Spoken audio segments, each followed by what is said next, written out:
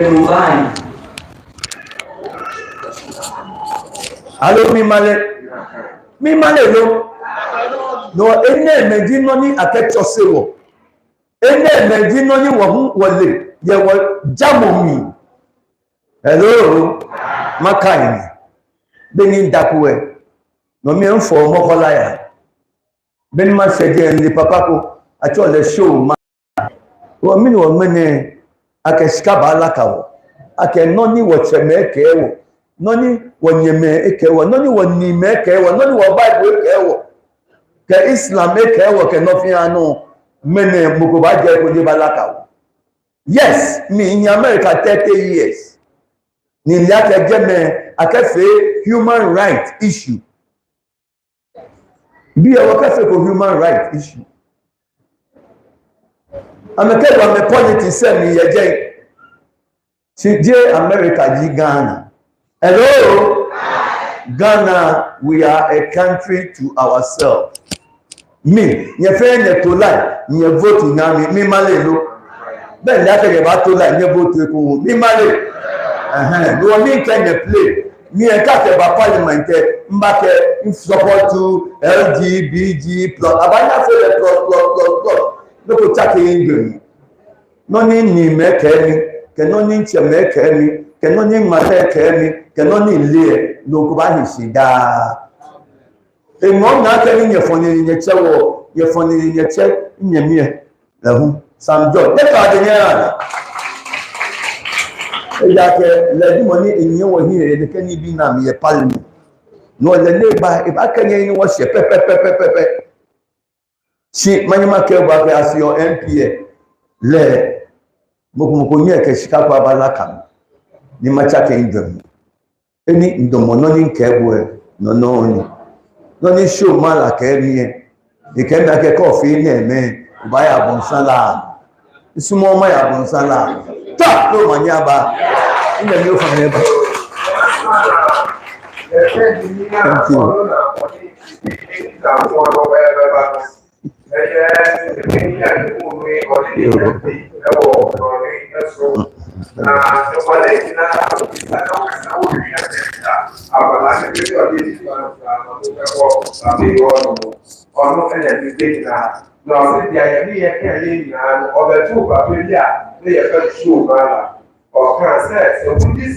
Can I speak in English?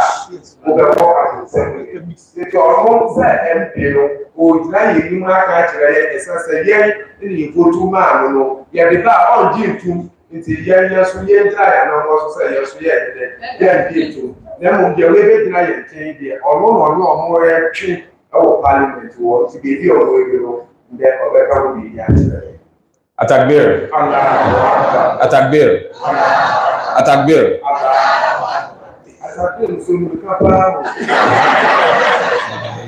Assalamu alaikum.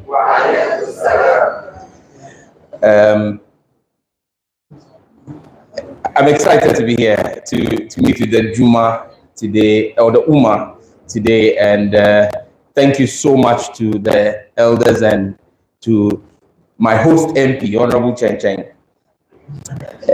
Before I continue, let me just tell you one thing, that Honorable Chen Chen is one of our pillars in Parliament that we work with.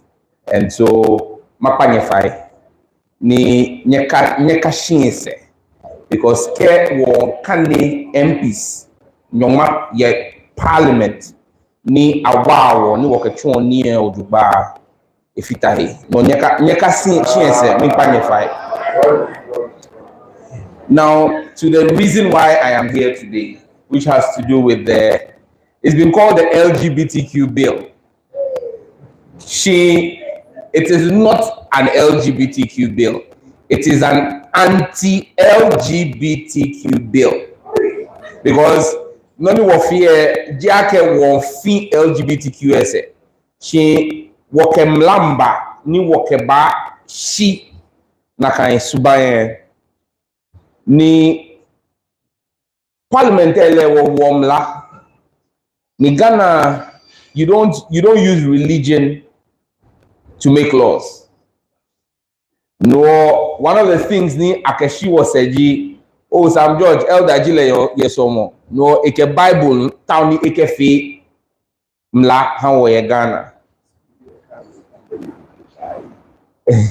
But you see, the most important thing, G, it is not the Bible or the Quran.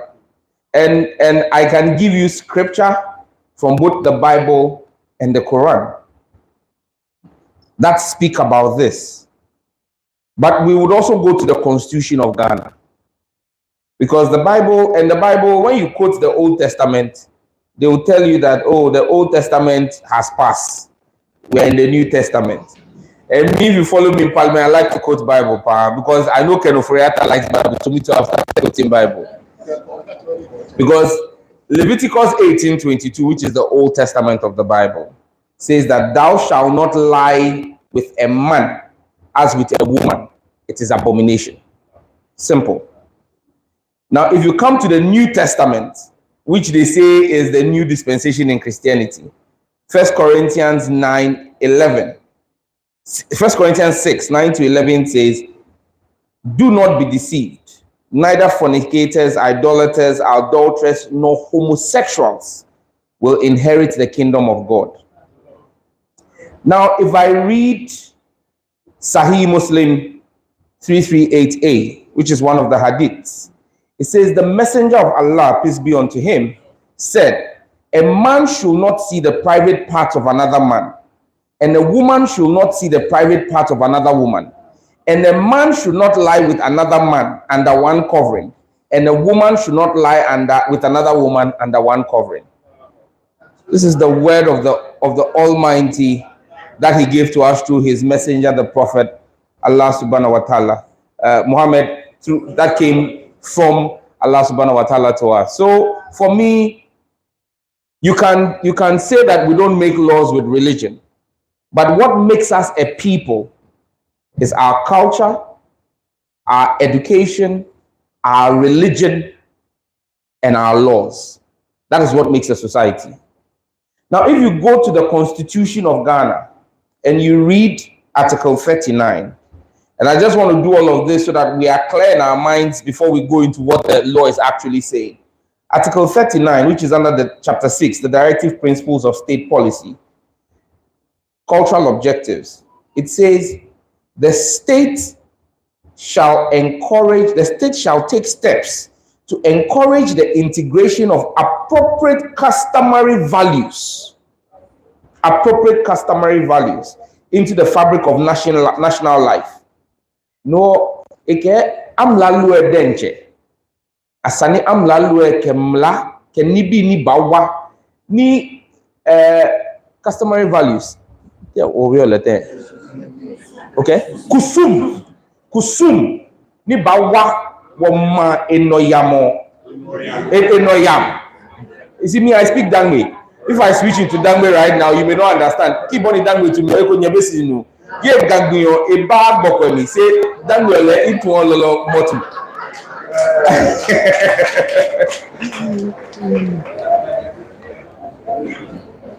And that is why we brought this law. That's why we brought this legislation. Because you see, money in brown here. Can you work can be ami? Boliake kojo besia ke nakai meni amefia mehe nunifio etomo yoke unifio etomo amaya wate. She said it a flache nakai beme akame they hide to do what they are doing. Ame fail ye mate.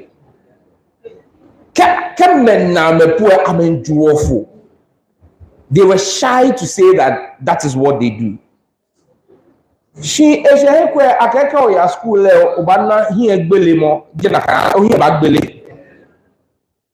have gone to school, and instead of us becoming wise, we are becoming foolish. Forgive me. Because what they are telling us is education. It's foolishness. Now we have come to a place where people say because they have gone to America or they've gone to London and they've gone to school and come back, Australia or wherever, they say that they have a right, a human right. And so homosexuality is now a human right. You see, again, they use that to confuse people. There is no official document anywhere in the United Nations, and the United Nations is the highest governing body in the world. All the countries, we agree on international law at the UN, the United Nations. There is no document, and take this on authority. Human rights lawyer,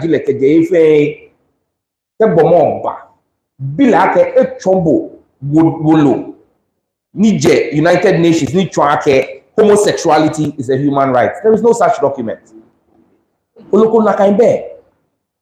They go through all kinds of small committees in the UN. But the highest decision-making body of the UN is the General Assembly, where all the presidents of all the countries are present. And before they make any decision, there's a vote on that floor, the General Assembly floor. They know that they cannot bring homosexuality as a human right onto the floor because you have the Vatican, for example, from the Christian side, that will not accept it. You also have Saudi Arabia that will be present there that will not accept it. And so there is no way they will pass such a law at the UN General Assembly. So they go to small committees where maybe you have about 20 European countries and 1 African country or 2 African countries, 1 Asian country. Then they put something in some small document and say it's a human right. But the only things that we refer to as human rights is the UN Charter and UN Declaration on Human Rights. The UN Declaration on Human Rights does not mention homosexuality as a human right. Now, again, when it comes to homosexuality, how can it be a human right? Because we say human rights are things that help a human being to live a dignified life. Sebita flacho bonu nuke onyeminu bakashini nyabawo. How does that give you a dignified life? Nonike hela bahabo brings sickness. Men who have sex with men are 90 times more likely to have HIV than men who have sex with women. So how can this be dignified? And you see, one thing that I am excited about that happened last year was the World Cup in Qatar. I'm a Christian, but I celebrate the Qatar government for their stance on Islam. Because you see, if you do not stand for something, you will fall for everything. Qatar showed the world they're a small country. The population of Qatar is smaller than Accra. The whole population of Qatar is just 2 million people. 2 million. But they stood and looked at the whole world, America and the Western media tried to make them look like devils. They said, if you come to Qatar, you will respect our religion, you will respect our culture. And that is what a country must do. We must tell the people in the West, when you come to Ghana, you must respect our culture, you must respect our religion, you must respect our traditions. That name we all know me. Everything that our fathers knew, nothing only your wakusumini, we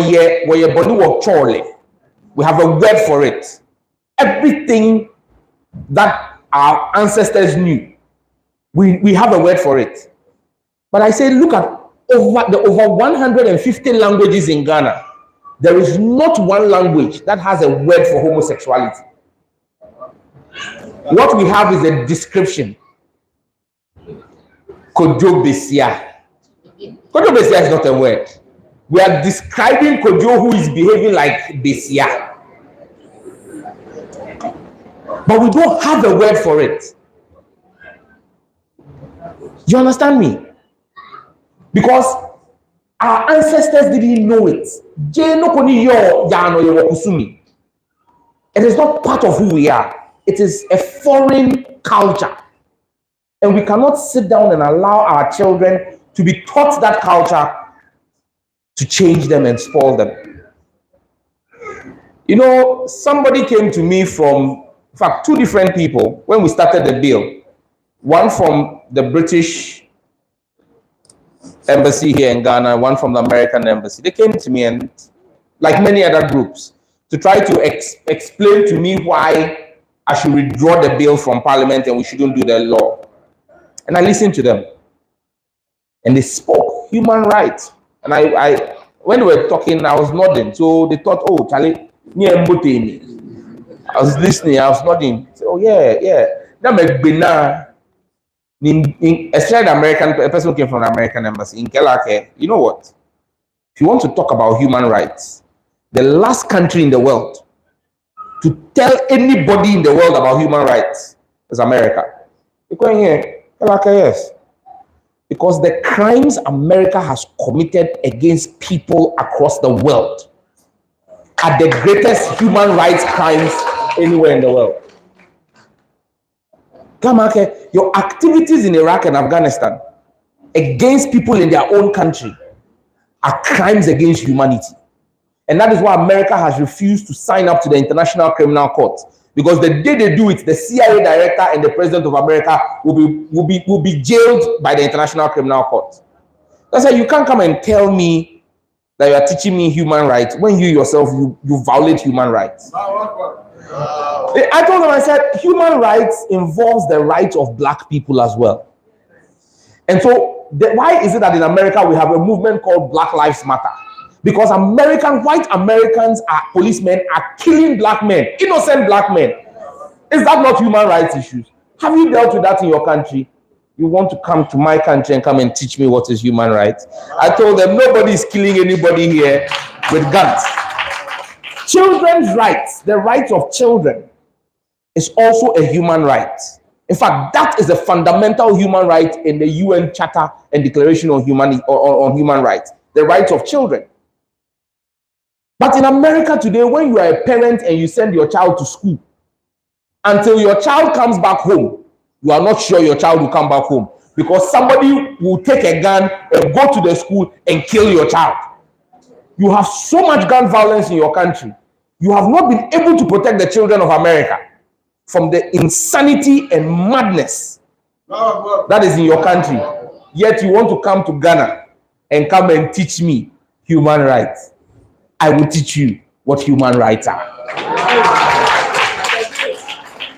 Then the second point I made to them is that you do not pass legislation on feelings and emotions. You pass law on tangible things that are legal. So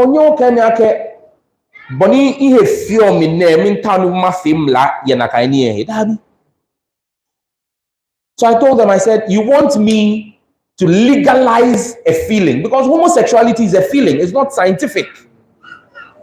It is not scientific. And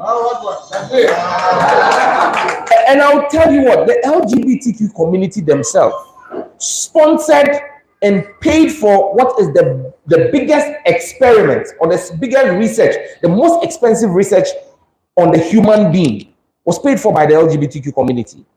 It was carried out by scholars from 6 universities in the US and the UK together.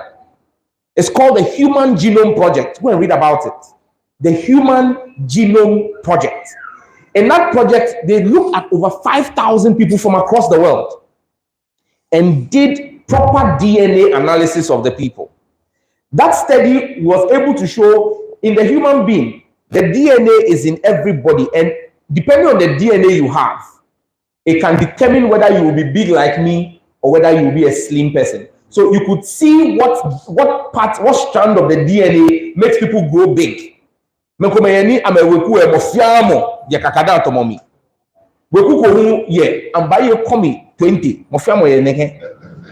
It is all alarming. It's in the blood, it's in the genetics.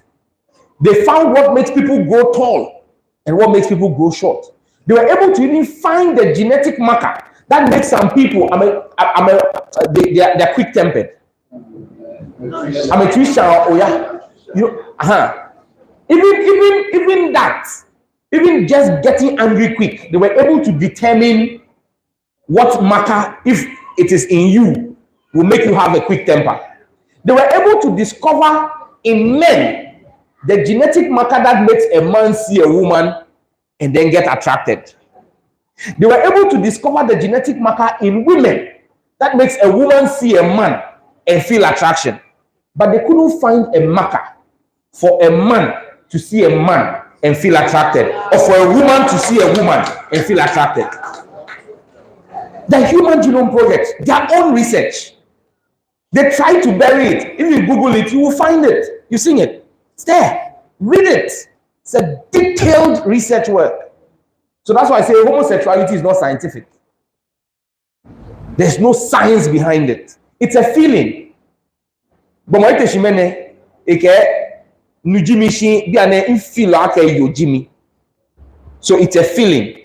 So I should legislate on his feeling. In fact, last year they recognized, and people think LGBTQ is just gays and lesbians. No.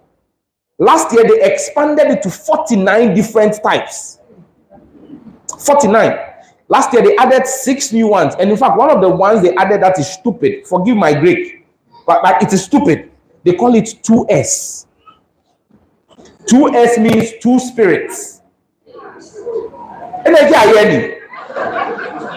Okay, two spirits. And the two spirits, when the person identifies that two spirits, it means that depending on the spirit, there are two spirits in him. Depending on the one that decides to manifest, that is what he is. No, can you manifest here? No, in the morning, if it is the male spirit that manifests, nujile, and you must call him Mr. So and so. She can back at me. You are she and me. Le asano tell me see so and so. I mean, just a kakayeni. Say it in English. Is this not madness and stupidity? That is called two spirits. They identify themselves. So depending on the spirit that is manifesting in the person, you must respect and call the person that. That is a feeling. So I told the American person who came to my office from the the embassy, I said, if you want me to pass a law to support this, then you must also be willing to have a law that will allow me wake up one morning. I don't have a visa, but I will walk to the airport and tell Delta Airways, fly me to America. And when they ask me, but you don't have a visa, I say, oh no. But I woke up this morning feeling like an American.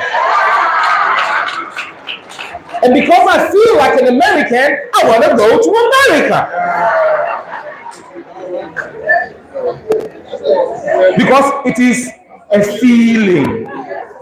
So the way I wake up and feel American, you must give me room to go into America and treat me like an American because I feel like an American. He said, oh, but Honorable, that's absurd. I said, exactly what the word I wanted to use to describe you, telling me that I should allow a man sleep with a man and a woman sleep with a woman. It is absurd. And that was the end of the conversation. And so we have put together this law, and I can assure you of one thing. In working on this law, we have looked at legislation from across the world that fights LGBTQ. It's not because I'm one of the sponsors, but I can tell you one thing. It is the best law that will be passed, God willing, this year, anywhere in the world. And it's because we have taken all the existing legislation across the world, looked at them. We've looked at what the implementation has been and what the weaknesses have been. And we have filled in all of those loopholes. It's not been an easy journey.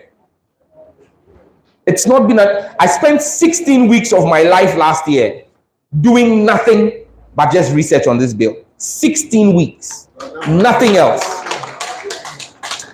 And I can assure you of one thing. Every time I travel to any conference on the African continent and they introduce me at the conference, then they say, you are the one who did the interview with CNN. Eh? I say, yes. Then they say, the other MPs from the other country say, we are waiting for Ghana to pass the bill.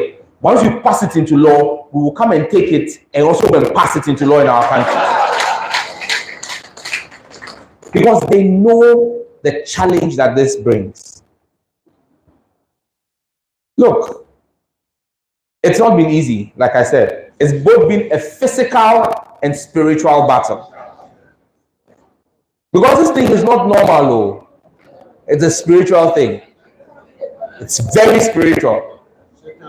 You understand? It's demonic. And so it's not been just a physical battle that we've waged. On the physical level, I've said it that one day after this law has been passed, maybe in a book I would write about my political career, I will talk about this bill and the price myself I have paid, my family has paid, and my colleagues have paid. Imagine a whole member of parliament will apply to a European company for a country, an embassy for visa, and they will reject him a visa and say they are rejecting him because he doesn't have enough social ties to the country. How can you say an MP does not have a social tie to a country he's in? I'm talking about the Honorable Al-Hassan Saibu Suhini, my brother from Tamale South. The Dutch government rejected him a visa because he's one of the sponsors of this bill. And so I had to go on Twitter and do a tweet to the Dutch embassy here in Ghana. And I gave them 48 hours and told them in 48 hours, I was going to come to Parliament with a list of all businesses that are from Holland in Ghana. And also call on Ghanaians to boycott those businesses and attack those businesses. Then they wrote to him and said it was an administrative error. He should come back for the visa. I mean, I want to travel to the US for a conference. Parliament is sending me to the US. 6 MPs. Parliament takes our passports together to the American embassy. They give 5 MPs the visa and return my passport and say they are not ready. I will come back later. Why? Because I'm fighting the devil. Even here in our country, and let me tell you this, the thing about this is that it is not political. There are people in my own party, the NDC, who are not happy I'm passing this bill or we are pushing this bill. And there are people in the NPP and in government who are very angry and are fighting us on a daily basis. So the fight is not like one side against the other. They are everywhere fighting it. They are everywhere fighting it. And that is why those of us who support it, we must be united, we must stand together, and we must demand, because we are more than them. We are way more than them. And so we've been working with COMOG, the Coalition of Muslim Organizations Ghana, on the bill, and the churches and the traditional authorities, the National House of Chiefs. We've done the bill. We brought the bill to Parliament. The Speaker, God bless the Speaker, because if not for the Speaker, like by now this bill would be dead. The kind of pressure that they have put on the Speaker not to accept this bill. I says, look, I'm a Catholic, and me, I am pro-life. So this bill, it represents what Ghana stands for. If I've heard the chiefs, if I've heard the rep of the national imam, the national chief imam, I've heard the rep of the Christian community tell me that they want this bill, we'll pass the bill. And so the Speaker admits the bill, and we do the first reading. The first reading is nothing at all. In Parliament, when you're passing a bill, it goes through 3 stages. The first, second, and third reading. The first reading really is nothing. The third reading too is really nothing. Because the first reading is where the Speaker tells the House, there is this bill, and I'm referring it to this committee. The third reading is when everything is finished and it's now becoming a law. He says it has been read for a third time and is now passed. But the real work is for the second reading, between the first and second reading, and that's where we are. We spent over a year at that stage.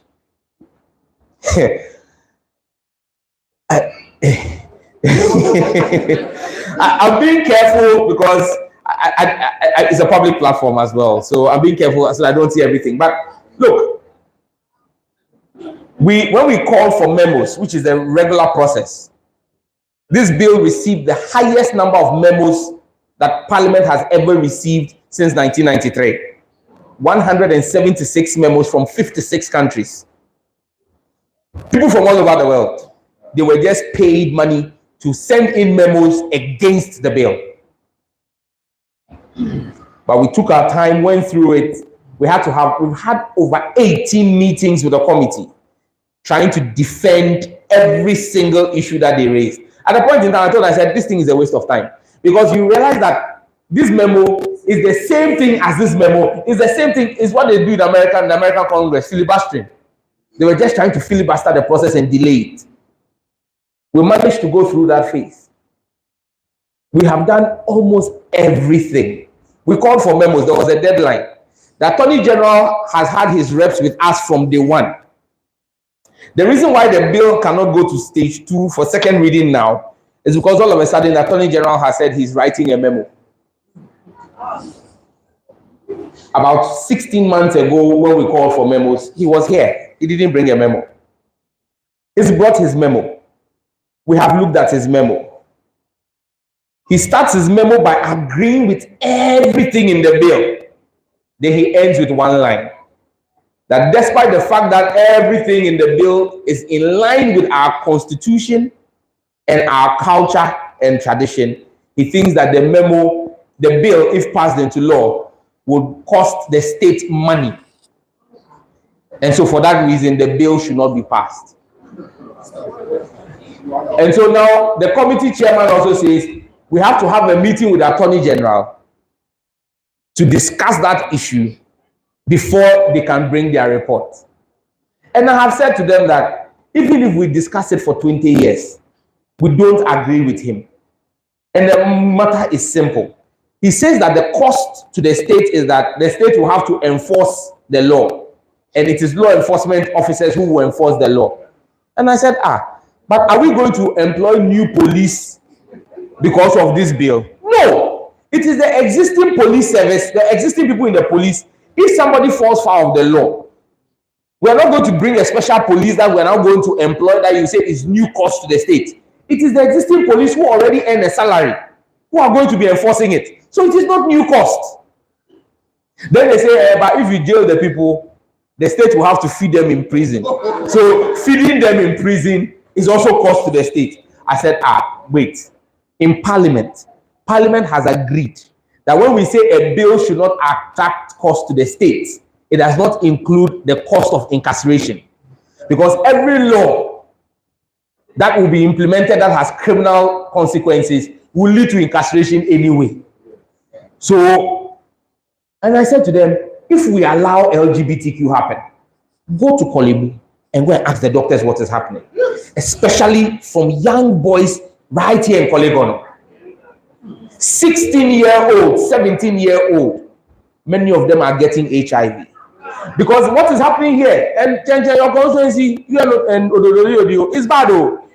I told you, I have done the research. There are people who are sitting here in these constituencies. They've made themselves pimps. They are picking the small boys, 16 years, 17 years.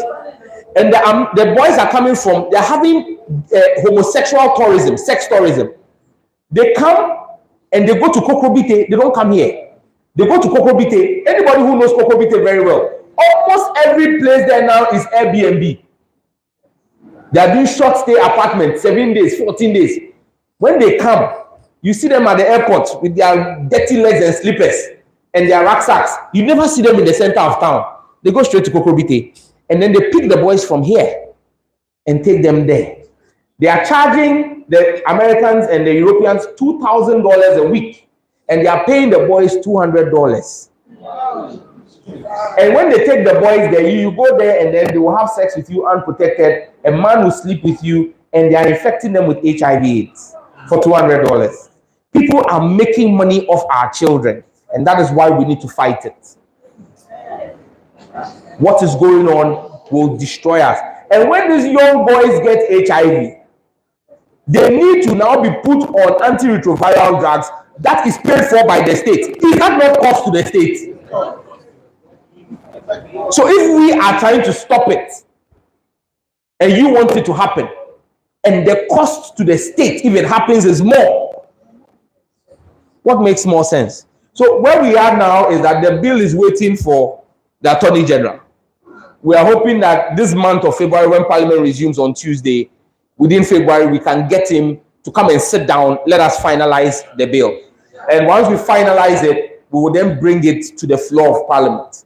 Now that is where the real work, the part 2 of the real work will begin. Because there, the bill now has about 21 clauses. Now, they will take clause 1 and read it. And then there will be a debate, those in favor and those against. And if there are people against it, we'll have to have a vote on every single one of it. Now, there are some MPs who have already told me point blank that I should prepare for battle on the floor, that they will fight it. And I said to them, oh, don't worry, I'll wait for you on the chamber. But when we finish fighting it in the chamber, I would also visit your constituency and meet your Muslim community and the church groups and let them know that the MP they sent is supporting Trumu Trumu.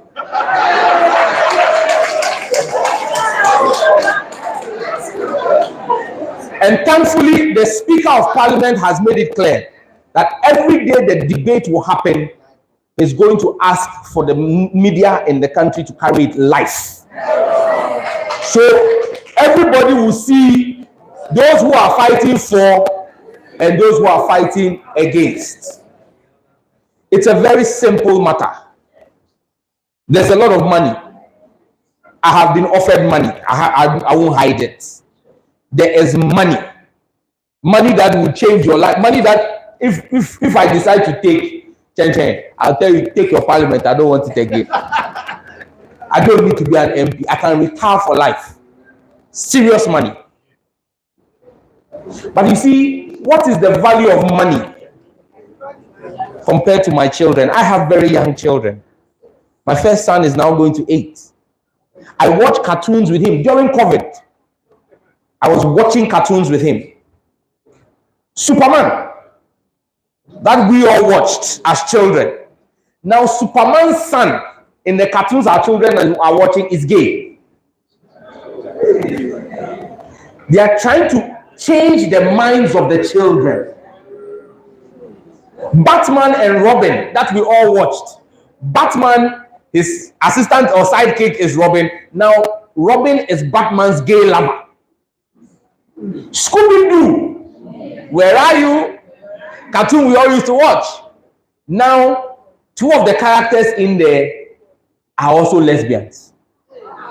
SpongeBob SquarePants. Look, almost all the cartoons, they have introduced principles of lesbianism and homosexuality in it. There is hardly any movie today, any American movie today, where none of the characters is either a gay or a lesbian.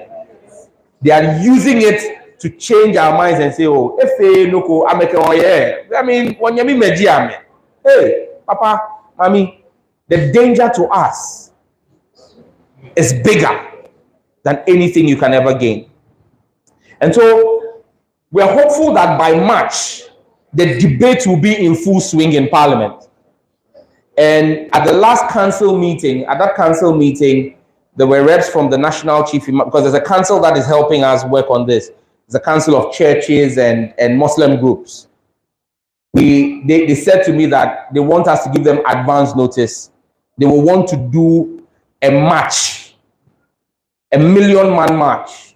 The churches say they will bring their people. Komok said they will bring people all the way from the north into Accra to march, 1 million people marching in Accra to the office of the president and to Parliament House to let the president and parliamentarians know that Ghanaians are not ready to support LGBTQ and that Parliament must take the decision. So when you go back home, call your MP from whichever constituencies you come from, or any MP that you know, and tell them that when they come to Parliament on Tuesday and this bill comes, you are watching them to see how they will vote, to see how they will act. Because like I said, we represent the people. I am standing here